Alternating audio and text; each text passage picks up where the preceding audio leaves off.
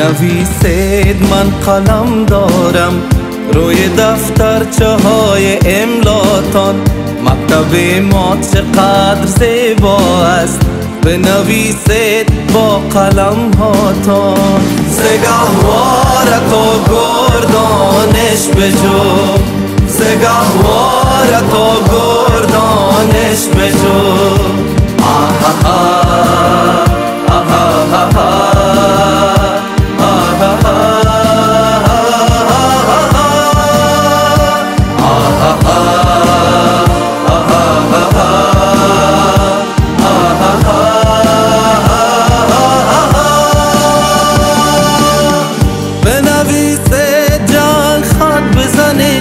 بنویسید فصل آبادیست، ده ما غرق آب و دانه شده، ده ما آسمان از شادیست. بنویسید با قلم هاتان، بنویسید گفت پیغمبر. زگهواره تو گردانش بجو، زگهواره تو گردانش بجو.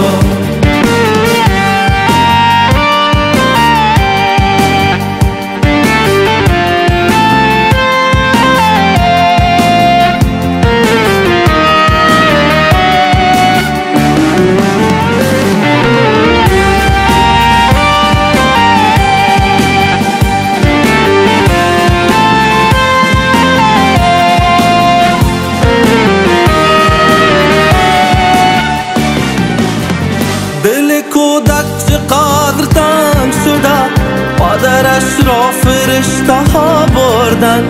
پدرش رفته از پیش خدا، پدرش را تفنگ ها بردن. بنویسید کودک کوچک، شک ندارد تفنگ بربادیست. بنویسید درس میخوانیم، درس راه رفاه و آبادیست. زگهواره تو گردانش بجو، زگهواره تو گردانش بجو.